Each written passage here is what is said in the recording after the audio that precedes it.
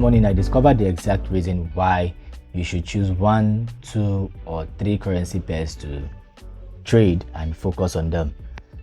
For the past 3 days I have been jumping around the market. Saturday, Sunday, this is Monday. I've been jumping around in the market looking for what to trade and planning for what to trade this week basically, sorry. And I couldn't find any. I couldn't find any. And the reason is actually simple. It's because I do not even have a pair to focus on in the first place. I just realized that this morning. For the past 3 days, I've been wondering if something is wrong. But this morning, I just realized. And because I just realized it, I think I should actually tell people out there who are learning Forex, who ever stumbled on this video, or who have learned and somehow forgotten basics and stumbled on this video, that choosing 1 or 2 or 3 currency pairs as your primary pairs to focus on in the Forex market is crucial to your trading journey and profitability.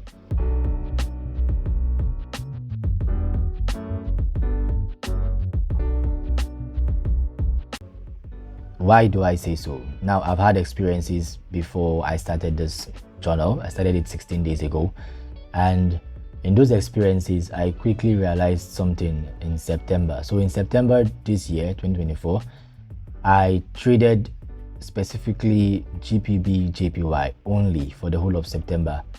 And when I did a analysis on my demo account, so that was a formal demo account, when I did an analysis on that account, I noticed something. I was doing a month-on-month check. I realized that month was my most stable month ever. Even though I had there was a week I had a drawdown, like a heavy drawdown that cut out the entire profit I made that week. That was I think that was 28th or so of September. There was this 2-hour candle that came in around past 6, 7 that took out almost the whole week, like the entire week of bullish trend. It was a bearish candle. I'll show you on the chart. Just give me time. I'll show you on the chart. But for now, let's just talk about it. I'll show you on the chart where that thing happened. It was I think it was an hour candle or 2 hours. The whole thing just took away. It took away the whole week, like a whole week of bullish movement. 1 hour of bearish movement took it out. But the next week became bullish again. So why am I saying this? Why am I beating around this bush? I should come back to the real topic. You really need to choose a pair if you want to survive in the Forex market. Choose 1 or 2 or 3. If you look at your most profitable Forex traders, you'll notice that they have one market that they constantly have their eyes on. Even though they trade multiple assets, multiple pairs, multiple markets, they are always returning to one particular market to always check that specific market. Because when you have one market, well, there are 4 different things it can do for you. There's 1, familiarity. So on my system, my laptop here, I have written out some points, and I don't want this video to deviate from the points. That's why I wrote down those points. So the very first thing you would see here is something called familiarity. To be familiar with a particular market is very, very important. Yeah, it's very, very important. Why? Because what are you actually familiar with in the first place? You'll be familiar with when the market is trending. You know exactly, not that you just know exactly, but because you've been in this market for quite a long time, you'll be able to detect faster that this market is about to start trending or ranging basically. And then when there's a pullback, the small pullbacks that happen within the trend, you'll be able to tell, oh, this is just a pullback quickly, and you'll be able to tell, oh, this pullback is not a pullback, it's a change of trend. It's a trend of direction. So it's either uptrend, downtrend. You just know.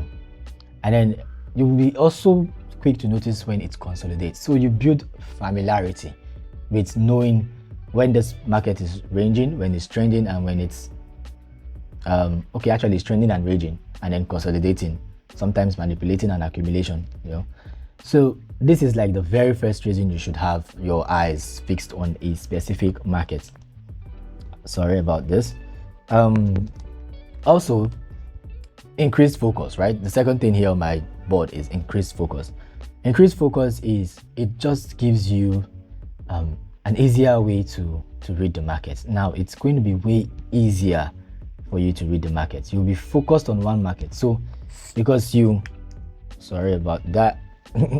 Because you're focused on one market, I'm fiddling with the microphone on my hand, that's why. If you are focused on one market, right, it is easier for you to make decisions. So I'm putting two things together right now. There's the focus part, there's the decision part. So for example, you're on the road, you could pull out your phone, your mobile device, you pick up phone, and because you've been watching this market for a long time, probably daily, weekly, for like days, a month or so, weeks, you could just pull out your phone and you see what's happening easily, rather than having to read the entire chart again. You know, if you open a new chart for the first time, you have to read it. You have to go to your higher time frame, your mid time frame, your lower time frame. But if it's a chart that, you know, you've been coming here every day for a while, it could be like a week, 2 weeks, 1 month. But if you've been coming here for a while, the longer you come here every time, the easier it is for you to read that chart without even having to switch time frames every time. You could even stay on the lower time frame and you could read the higher time frame because you've been seeing that chart often.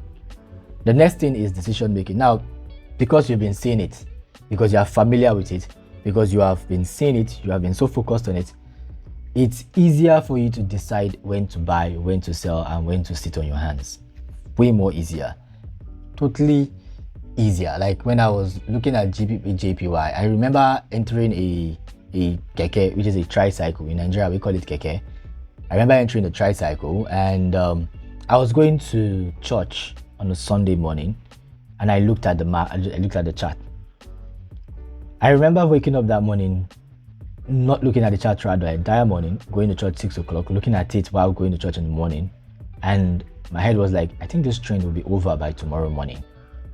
And then the next morning, I was going to work, which was on Monday morning, and I looked at the chart, and the trend has ended, and it had started going bullish. That was like the first time I was able to really predict a market to me. It's not as if we don't predict markets all the time, but as a first trader, you predict the market every day. But this time, I was able to properly, confidently predict a particular market. Like from the history of everything I've seen, I know BOJ plays with their charts a lot and all that stuff, but I was like, this is definitely going to go up tomorrow. There was just this inner assurance. I don't know how to explain it, but if you try this, you'd see it, you'd get there. And then with all of this, you now know when to decide to buy and sell and hold your hands. It makes it easier for you to make decisions. It makes it easier to become profitable in that market. So basically, focusing on one or two currency pairs will make you more profitable in the long run. That's a fact. But how does this apply? You know, not every advice applies to everybody. Facts. So how does it apply to you and I? How does it apply to beginner traders? It's very simple. So it depends on your style of trading. If you're a swing trader, one or two currency pairs is not enough. Why? I would explain this again. It takes 1 week for 1 week candle to be formed on the chart. 1 whole week. And if you are a swing trader, you could go, your lowest time frame should be the 4 hours, right? It takes 4 hours for one candle to come up. Now, if you do that math, it means 24 hours divided by 4. So there will be 6 candles in a day.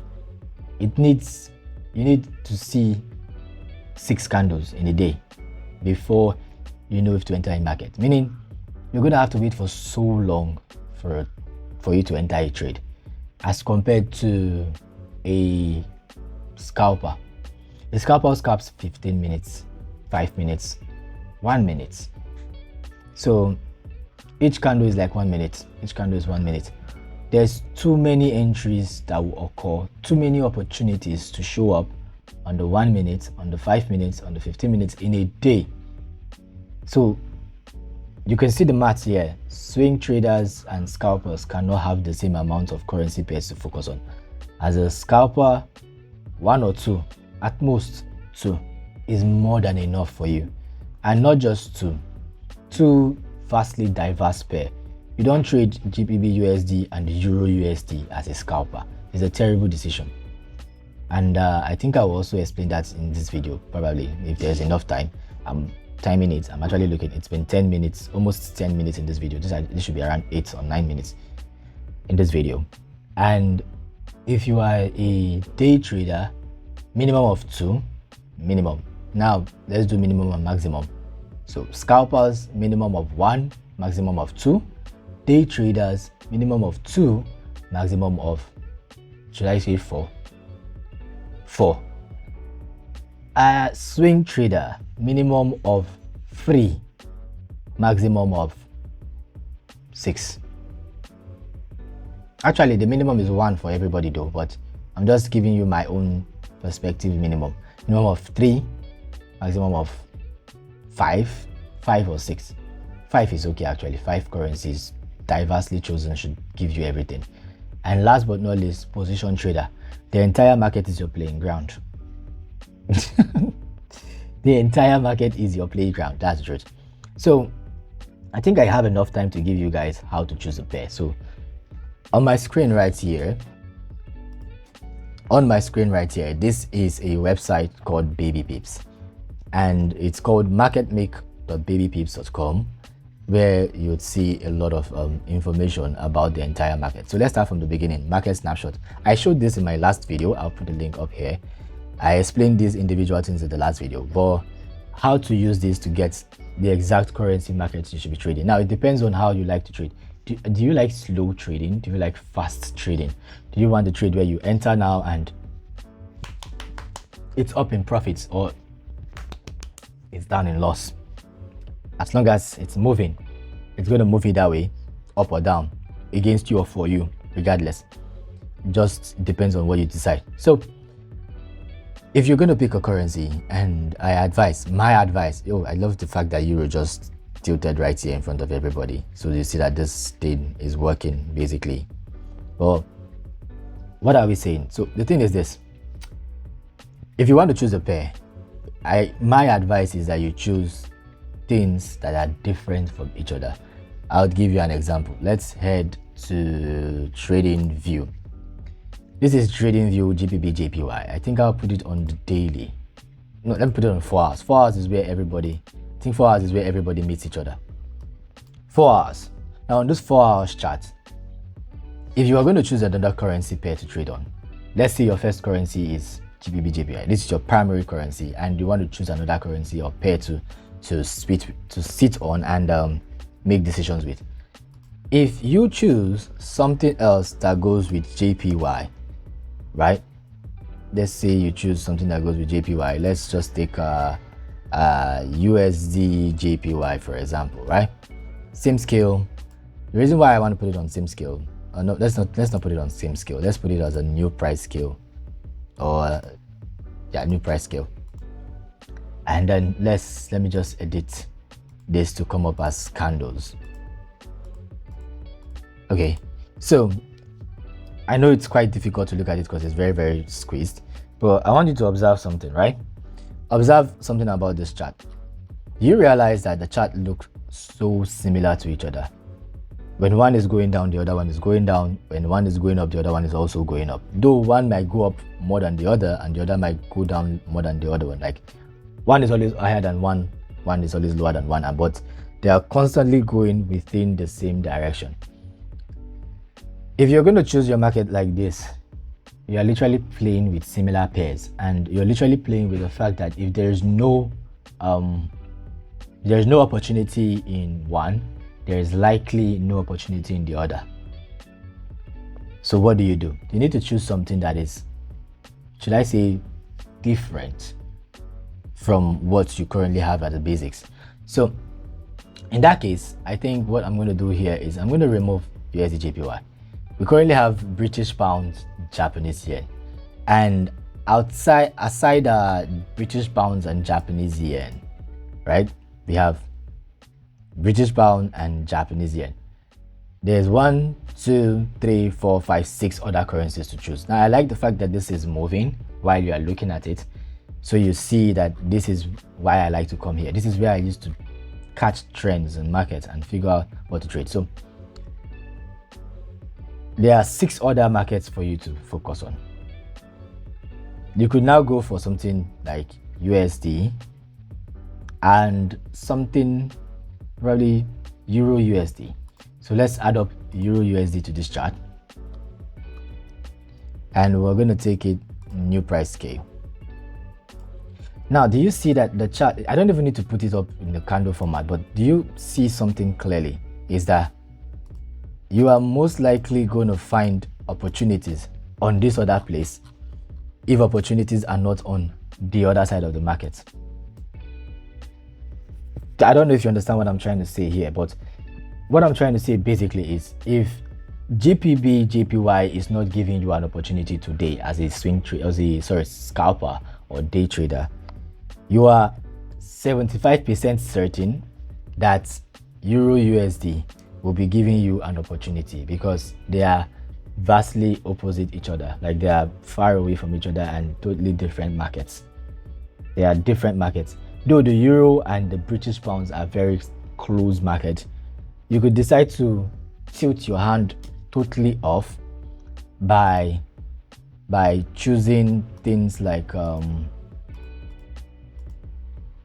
instead of choosing Euro USD, you could go choose something like USD card, which is like completely different from any of those two pairs. Like it is far away different from any of the both pairs and giving you a totally different view, totally different map to look at, totally different chart. I like to call it map sometimes, or it gives you a totally different chart to look at and place trades. Why do I advise people to do this? I'm young in the industry and I'm giving advice. Yes, yeah, he's a big head, I know, but anybody who has stayed here for at least 6 months, I think is good enough to give you an advice because they've seen some certain things. And yes, the advice they are giving you is out there, but there's something I realized. I've heard a lot of things from a lot of traders. Until some particular people said it, I did not believe it. And then there are some things that I've heard from every single trader. For example, like this choosing of currency pair that I have refused to stick with until I experienced it this morning. So today I won't be trading. Today I will be taking my time to look for currency pairs to trade with. Now for us, for you guys, there's something Ayu taught me in his videos on MMC. If you're a swing trader, a position trader, what you need as your volatility meter is the economic calendar. What you need for your volatility is this. This is what you need. The brown folder and red folder news. Majorly the red folder news, but the brown folder news also does like little bits of things here and there once in a while that tells you what to do. So as a swing trader, you can jump markets from market to market. But my own advice is, I realized you're going to it's best to pick up one currency and then you play with that one currency against every other currency. So in this case, I'll be picking up USD. I really love the British pounds and the euro also, but I think I'll pick up the USD and the pounds. So those two currency will be my currency against any other currency almost all times. Yeah, my other trade of the other day closed up. It hit the stop loss. Not really stop loss, lost stop loss, my profitable stop loss. So I want to show you guys that trade recap. You can see the second one, GBP AUD, finally came down, hits the stop loss after paying up swap of 9 cents. Hey, my chest, I'm very sorry. Let's see if we can get the whole info here. I think the whole thing should still be there. Oh, it's gone. Map has wiped. But oh, it's going back in my direction. So my stop loss was around my stop loss was here. Yeah, my stop loss was here. My second stop loss target was around here. And then I was supposed to actually stick with this. So I remember saying this thing the other day that I was supposed to stick my stop loss here or here. This is actually the best place to place your stop loss. My entry that day was around this candle. And my target was this point. So I explained in the other video. I'll put up that video here later. Stop loss was here, and then I got into profits, cut out some part of it, which was the 0.8. I cut out this when it was around here. Then I moved my stop loss to those points. and then the trade came back and hit it. So I've made a total. You can see I had one loss and major profit. Well, I should have been in profit if I had come back into the trade. I just threw it away. But that by the wayside, that's all done. So basically, this is my advice for you guys. If you feel contrary to anything I say, you can drop it out in the comments. If you believe what I say makes sense, you can also put it down in the comment section. I love to hear your comments, or rather read your comments, which is hearing your opinions. I love to read your comments. I love to chat with you guys on the comment box and learn from you guys. Also be able to give my knowledge to you guys on the comments box. So if you ever watch these videos to the very end, then I would like to tell you thank you.